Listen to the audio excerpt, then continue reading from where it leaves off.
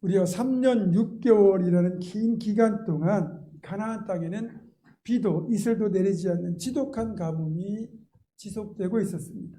이제는 강과 하천뿐만 아니라 지하수마저 거의 고갈되고 있었기 때문에 왕의 소유인 왕의 가축들까지 마실 물, 먹을 불이 떨어진 상태였습니다. 마음이 다급해진 아합은 가장 신이 많은 신하인 오바댜를 대동하고 물을 찾아 나섰습니다. 처음에는 둘이 같이 움직였지만 물을 찾기가 쉽지 않으니까 각자 따로 떨어져 물을 찾고 다시 만나기로 합니다. 전에도 말씀드렸지만 지금 비도 이슬도 내리지 않는 이 지독한 가뭄이 3년 넘게 지속되고 있는 원인은 아합과 이스라엘 백성들의 죄악 때문입니다. 그 중에서도 특히 아합 왕이 하나님을 버리고 우상을 숭배하고 권력을 이용하여 압제하고 탈취하는 폭정을 펼친 것 때문에 하나님의 진노하셔서 비도 이슬도 내리지 않는 거거든요. 그런데 정작 이 사태의 원인이 된 아합은 그 사실을 깨닫지 못하고 오히려 자신의 힘으로 물과 그리고 풀을 찾으려고 나서고 있습니다. 아합이 이 나라의 왕으로서 먼저 자신의 죄를 간절히 뉘우치고 하나님 앞에 용서를 구하고 회복을 구해야 될 판인데 끝까지 그렇게 하지 않고 있습니다. 여러분, 공동체의 지도자가 탐욕이 많고 고집이 세면 본인만 아니라 공동체 전체가 고통을 당하게 되어 있는 거죠. 이런 대책 없는 우상 숭배자인 아합에게 어울리지 않는 색다른 신하가 한 명이 있었는데 바로 오늘 본문에 등장하는 오바댜라는 신하입니다. 오바댜는 정확하게 발음하면 오베드 야후, 그러니까 오베드는 종이란 뜻이고요, 야후는 여호와입니다. 그러니까 여호와의 종이란 뜻이에요. 오바댜는 자신의 이름처럼 여호와를 지극히 경외하는 자였습니다. 영적으로 심각하게 타락한 이스라엘 왕국에도 엘리야 같은 하나님의 사람이 있었고 오바댜 같은 여호와를 경외하는 신하가 아합의 가장 가까운 곳에서 그렇게 관리로 섬기고 있었습니다. 자, 그렇다면 오바댜는 어떤 일을 하고 있었을까요? 3절을 보니까 그는 아합의 왕궁을 관리하는 중책을 맡은 신하였다라는 걸 알 수 있고요. 4절을 보니까 그런 가운데에서 오바댜가 아합 몰래 여호와의 선지자 100명을 각각 50명씩 굴에 숨겨 먹이고 보살피고 있었다는 것도 알 수 있습니다.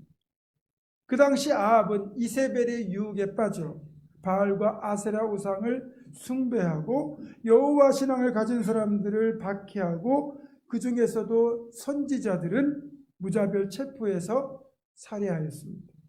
이런 상황에서 제 아무리 고위직에 있는 관리를 할지라도 아무리 왕의 신임을 받고 있는 신하를 할지라도 여호와의 선지자를 숨겨주거나 돕는 행위는 반역에 해당하는 겁니다. 따라서 이런 오바댜의 행위가 들통이 날 경우 관직에서 쫓겨나는 정도가 아니라 자칫 목숨을 잃게 될지도 모르는 위험한 일이었습니다.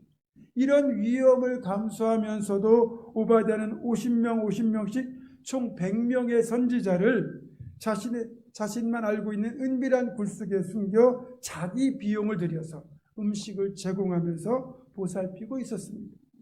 지난주 설교의 관점에서 본다면 오바댜는 아합에게 박해를 당하고 있는 그리고 심지어 죽을 위기에 처한 여호와의 선지자들 100명에게 기꺼이 하나님의 까마귀가 되어주고 있는 겁니다. 아무리 아합의 정권에서 녹을 먹고 있다 할지라도 오바댜는 적어도 신학의 영역에서는 결코 양보할 수 없는 부분이 있다는 사실을 인식하고 있었던 겁니다. 오바댜의 이런 모습은 이 타락한 세상 속에 살아가는 우리가 어떻게 선한 일을 행할 수 있는가를 잘 보여줍니다. 악은 당연히 멀리해야 되지만 우리가 사는 세상이 악할 때 이런 세상과 분리될 수 없다면 그 안에서 우리가 행할 수 있는 최선을 찾아내는 것이 중요합니다. 이 부분을 좀 더 자세하게 살펴보겠습니다. 이 악한 세상을 대하는 신앙인의 태도, 즉 세상을 바라보는 신앙인의 관점을 크게 세 가지로 분류할 수 있습니다. 첫 번째 관점은 세상과 신앙을 대립의 관계로 보는 입장입니다. 세상은 악하고 이런 세상과 신앙은 서로 대립되기 때문에 세상과 교류를 해서는 안 된다는 관점입니다. 왜 그럴까요? 세상과 교류하면 신앙이 세속화되기 때문에 철저히 세상을 거부해야 된다고 보는 거죠.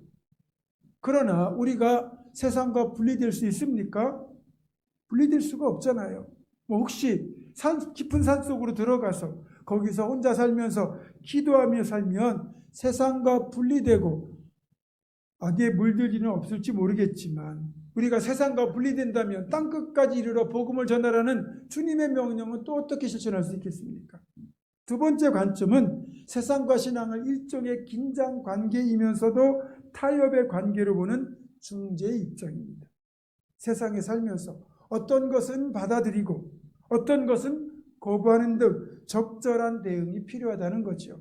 나름 지혜롭고 현실적인 관점이긴 한데 문제는 받아들일 것이 어떤 것인지 거부할 것이 어떤 것인지를 분별하기가 쉽지 않다는 거죠.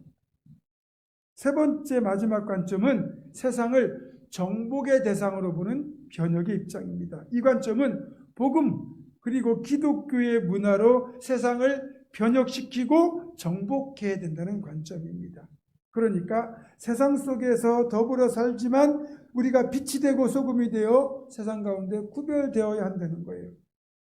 무척 적극적이고 바람직한 관점이긴 하지만 이 관점 역시 분명한 분별력과 추진력이 없으면 불가능한 접근입니다. 그리고 자칫 종교의 이름으로 폭력을 행사할 수도 있습니다. 무척 위험하기도 합니다. 오바댜는 긍정적인 의미에서 보면 두 번째 관점인 중재의 입장을 가지고 사는 신앙인이다 이렇게 볼 수 있습니다.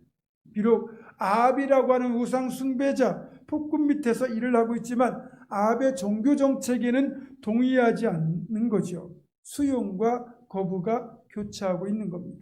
이런 오바댜의 모습은 때론 비겁해 보일 수도 있고 또 적당히 타협하면서 자신의 입속을 챙기는 행동으로 비춰질 수도 있습니다.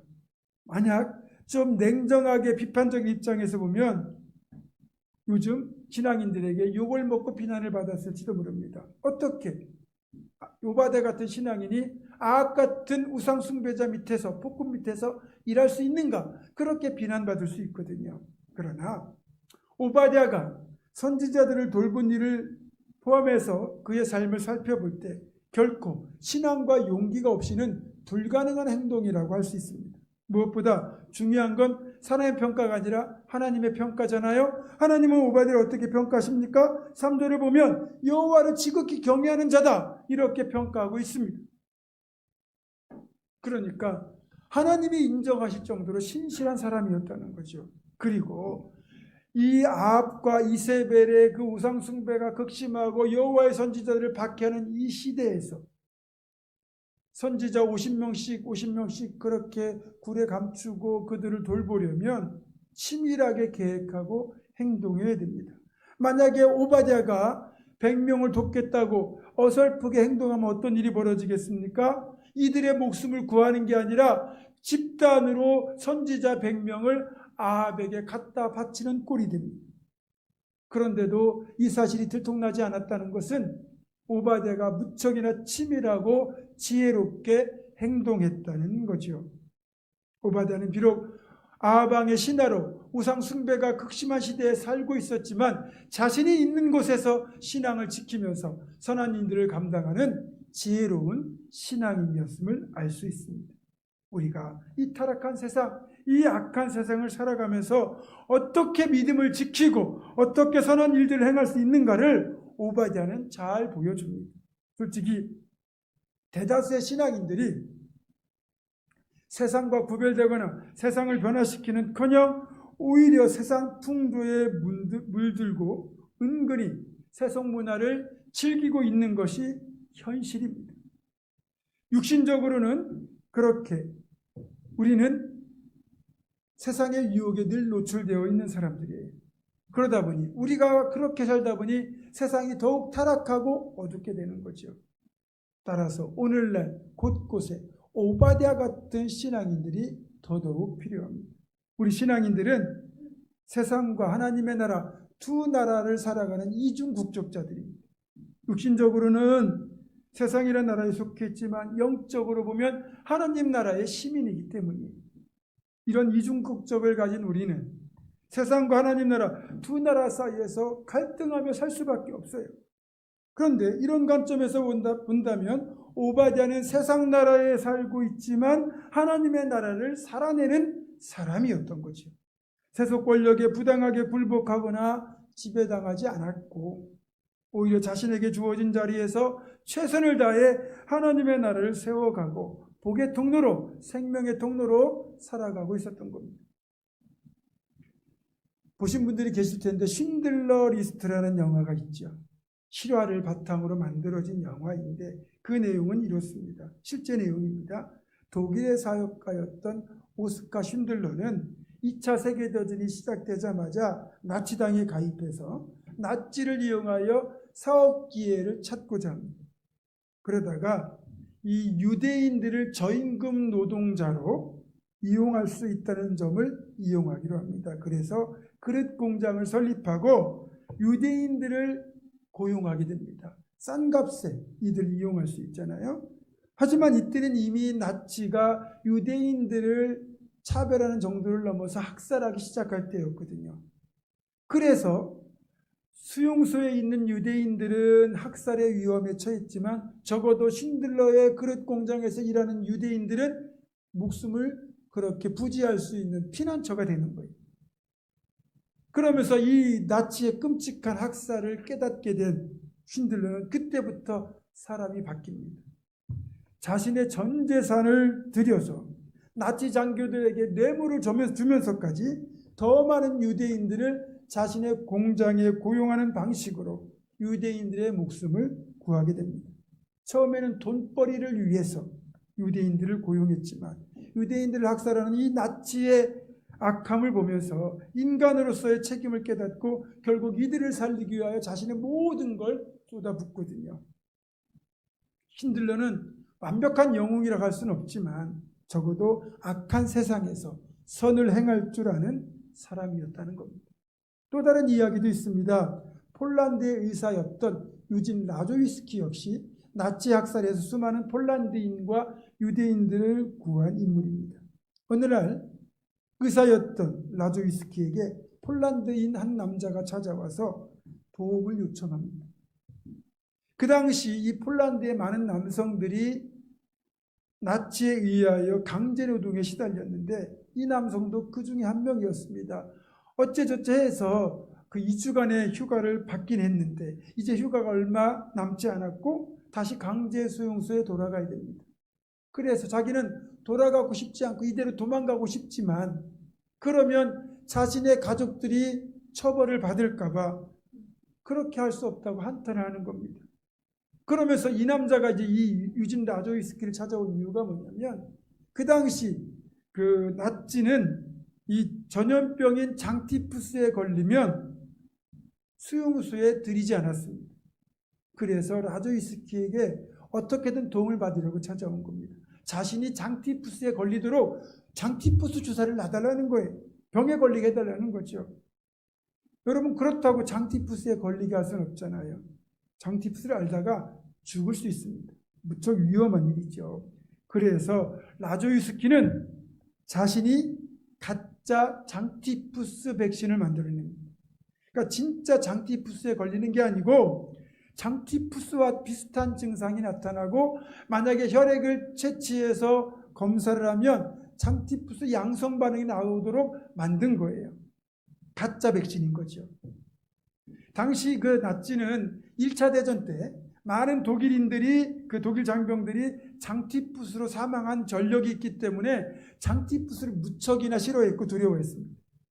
그래서 이 라조위스키가 가짜 백신을 접종한 남성이 몸이 아프다면서 혈액 샘플을 제출해가지고 당국이 검사해 보니까 장티푸스예요. 그래서 이 사람은 수용소행을 피할 수 있었습니다. 그리고 그 이후 라조위스키는 자신을 찾아온 또 다른 폴란드인에게도 가짜 백신을 놓아주었고 결국 이런 식으로 가짜 장티푸스 환자가 가득 나타나면서 이 라조이스키가 살고 있던 이 주변 지역이 전염구역으로 지정이 되었습니다. 그리고 격리가 됩니다. 물론 이 작업은 라조이스키와 그의 친구인 마틀레비츠 박사 두 사람이 비밀리에 진행한 것이고, 가짜 백신을 접종한 사람 누구에게도 이 사실을 알리지 않았기 때문에 이 백신을 접종받은 이들도 자기들이 장티푸스에 걸렸다고 착각했습니다. 그렇게 장티푸스 감염자가 증가하긴 했는데 의외로 사망자가 나오지 않으니까 나치 당국이 의심을 품고 조사에 착수했습니다. 그래서 이 지역에 조사팀을 파견했고, 이 당황한 라조이스키와 그의 친구 마툴레비츠 박사가 고민하다가 기발한 대책을 생각해냅니다. 일단 찾아온 조사팀의 상급자들에게는 고급 위스키와 음식들을 준비해 접대를 하고, 그리고 이 가짜 백신을 맞은 사람들 중에 진짜 몸이 안 좋은 사람들, 원래 몸이 안 좋고 병세가 심한 사람들을 따로 한 방에, 그것도 불결한 방에 모아놓았습니다. 그리고 조사팀의 말단 의사들이 이 방에 들어가서 조사를 하도록 했죠. 그런데 조사에 나섰던 이 말단 의사들이 보니까 딱 봐도 심각하거든요. 그래서 자신들도 감염이 될까 걱정이 돼가지고 제대로 조사하지 않고 몇 사람의 혈액 샘플만 채취해가지고 돌아갔습니다. 그리고 돌아가서 다시 한번 검사를 해보니까 모두가 장티푸스 양성 반응이 나오거든요. 그래서 다시는 이 지역에 그렇게 나치가 들어오지 않았습니다. 그러면서 이 지역은 자연스럽게 전염구역이 아니라 피난처가 되었고, 폴란드일 뿐만 아니라 많은 유대인들이 이곳에 들어와 살게 되면서 나치의 연행을 피하게 될 수 있었고, 그 이후 2차 대전이 끝나기까지 약 3년이 걸렸는데 이 3년 동안에 라조이스키가 만든 가짜 백신으로 목숨을 구한 사람들이 무려 1만 명에 해당합니다. 여러분, 가짜 백신을 만들고 조사 나온 조사팀을 속이는 것 악한 것 같잖아요. 그러나 악한 세상에서 선한 일을 행하기 위한 지혜였던 겁니다. 그리고 영상을 하나 더 볼 텐데요.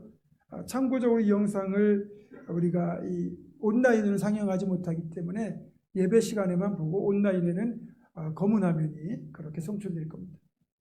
그 주인공 니콜라스 윈턴 경인데 2015년 7월 1일 109세로 세상을 떠났다고 그래요.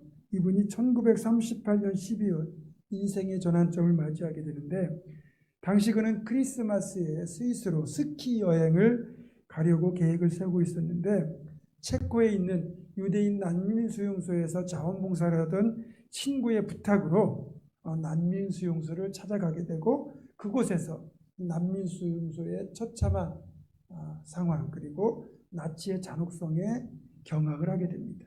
그때부터 윈턴은 자신의 재산을 털어서 아이들을 영국에 데려올 수 있도록 준비를 하는데요. 기차 등의 교통편을 마련하고, 또 아이들이 오게 될 경우 이 아이들을 받아줄 위탁 가정을 찾았고, 그래서 총 8차례에 걸쳐 기차로 아이들을 체코에서 탈출을 시켰고, 국경을 통과할 때 독일군에게 뇌물을 주면서까지 총 669명의 아이들을 구출하게 됩니다. 그리고 마지막 250명의 아이들을 데리고 오려고 이제 기차가 출발했는데, 그때 2차 대전이 다시 터지게 되면서 그 기차가 국경을 통과하지 못합니다. 그래서 최종적으로 2명의 아이를 제외한 모든 아이들이 행방불명이 됩니다. 그리고 이 사실이 너무 가슴 아팠던 윈턴은 아이들에게 미안한 마음에 평생 이 사실을 감추고 살았습니다.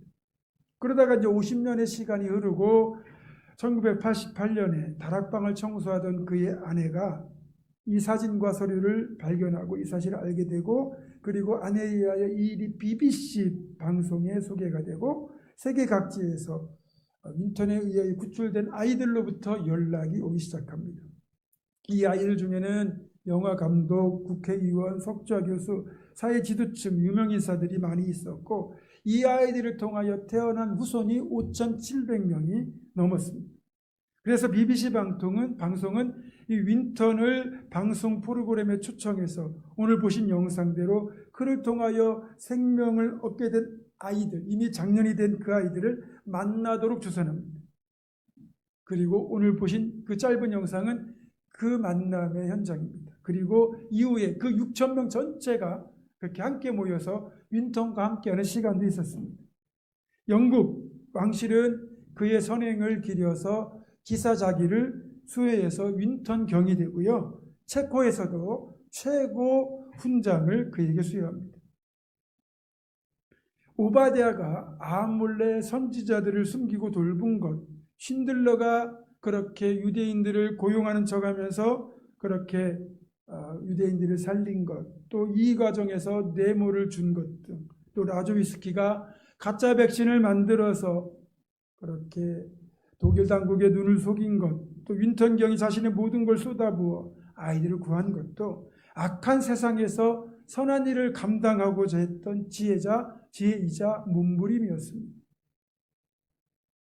세상이 교활하게 우리에게 악한 일을 행할 것을 요구할 때, 동참할 것을 강요할 때 우리는 하나님이 주시는 담대한 믿음과 지혜로 그 악과 타협하는 대신에 오히려 선한 역사를 이룰 수 있는 겁니다. 그것이 하나님께는 영광을 돌리고 내 자신의 삶을 복되게 만드는 결과로 이어지는 겁니다. 예전에 제가 30년 전에 근무하던 증권사 본사 영업부에 이근욱 과장이라는 분이 계셨습니다. 이분을 저는 이제 신우의 모임에서 알게 됐는데 이분을 통해서 직접 들은 얘기입니다. 당시 이제 이분이 근무하는 법인 영업부는 은행이나 투자금융사 같은 금융기관에서 자금관리라는 기관 투자가들을 대상으로 자금을 유치하기 위하여 술과 향락으로 대변되는 접대 문화를 하던 그런 부서였습니다. 이근욱 과장은 신실한 신앙인이었으니 이런 식의 법인 영업을 하는 것이 쉽지가 않았겠죠. 당연히 갈등이 심할 수밖에 없었습니다. 그런데 이분은 분명한 신앙적 가치관, 지혜를 가지고 이 악한 세속 문화를 극복을 하게 됩니다. 감사하게도 이분은 운동을 잘하는 만능 스포츠맨이었는데 그 중에서도 테니스를 정말 잘하셨습니다. 당시 법인이나 기관 투자가들 중에서 테니스를 취미로 즐기는 담당자들이 많았는데 이분들을 테니스로 접대하는 거예요. 그래서 이분들과 약속을 해서 테니스를 치면서 적당히 이기기도 하면서 져주기도 하면서 상대방이 기가 막히게 테니스를 즐기도록 해주는 겁니다. 그리고 이 방법이 주요하면서 그분의 법인 자금 유치 실적이 법인 영업분야의 단연 탑이었습니다. 신앙인의 정체성을 잃지 않고 하나님 주신 지혜로 이분도 선한 열매를 맺은 겁니다. 말씀을 정리합니다. 오늘은 성경 본문 대신 이런저런 예화를 많이 들었지만 분명한 건 오바댜를 포함하여 신들러 또 라조위스키 윈턴경은 악한 세상에 살면서도 믿음을 지키고 선을 행하려고 애를 썼던 사람들, 세상 속에서도 하나님의 나라를 살아내는 분들이었습니다. 우리 역시 이 악한 세상에서 이분들처럼 선한 삶을 살아내는 사람이 되기를 원합니다. 나 하나 노력한다고 뭐가 바뀌겠어? 가 아니라 나 한 사람만이라도 바르게 서자라는 적극적인 태도가 결국은 세상을 바꾸게 될 것입니다. 우리 모두 타락한 이 세상 속에서도 선을 행하고 어둠 속에서도 빛을 잃지 않는 등불로 부패를 막는 소금으로 메마른 땅에 단비를 내리는 축복의 통로로 살아갈 수 있기를 주님의 이름으로 축원합니다. 기도하겠습니다. 고마우신 아버지 하나님, 악한 세상을 살아가는 우리들이지만 오바댜처럼 또 다른 사람들처럼 그렇게 하나님의 사람답게 지혜롭게 선을 행하며 하나님의 나라를 세워갈 수 있도록 우리를 인도하여 주시옵소서. 우주 예수 그리스도의 이름으로 기도드립니다. 아멘.